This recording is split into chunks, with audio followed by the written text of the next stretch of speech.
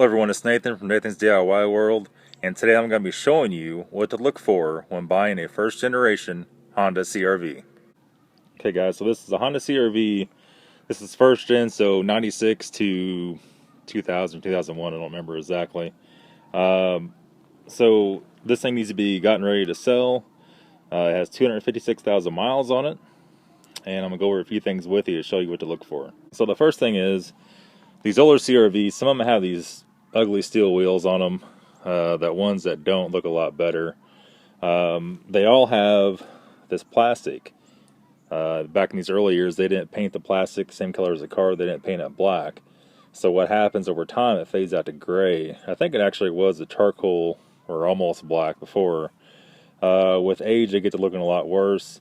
A lot of people take all that trim off and actually paint it like a matte black. It looks a lot better. Same way with the door trim. As you can see up here, that the black trim always peels off, and it's almost like a plastic coating on it.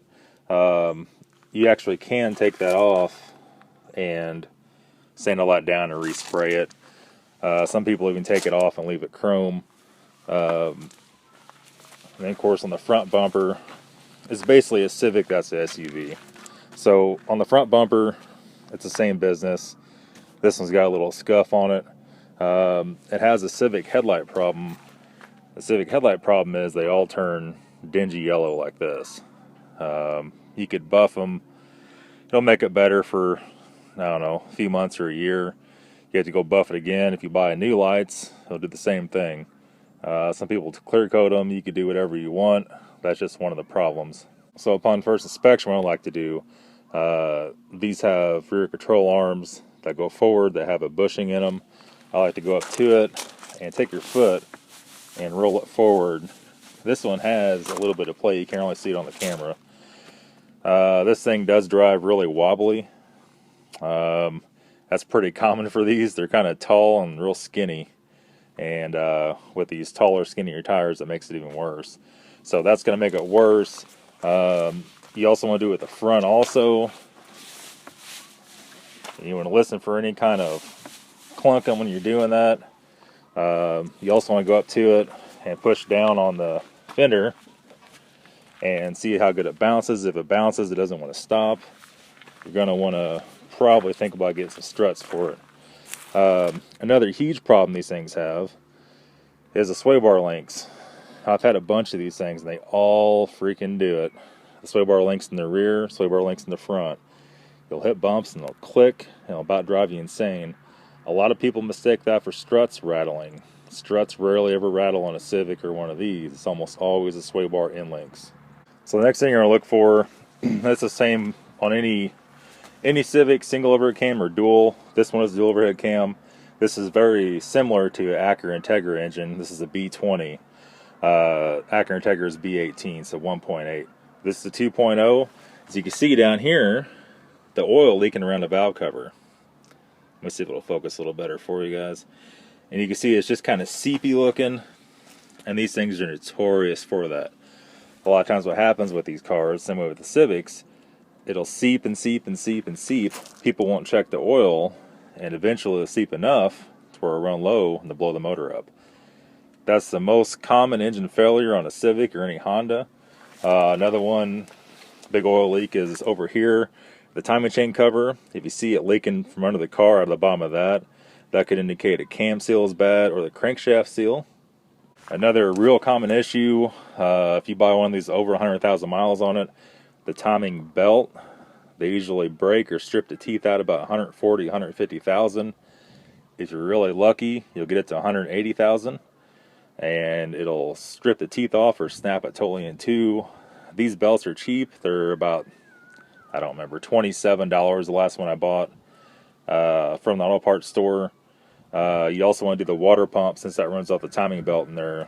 It's not that hard of a job. How you do it, you take off the driver's side tire and you take the inner fender wheel down, you take the crank bolt out, and you just pull off the plastic timing cover case. And the valve cover also has to come off. You get to it all like that, it's not that bad. So to sum things up, you're going to want to know when you buy one of these when the last time the timing belt was done. A lot of times it'll be stuck up under the hood up here. This one is not. It could be stuck right here on the valve cover and the door jamb.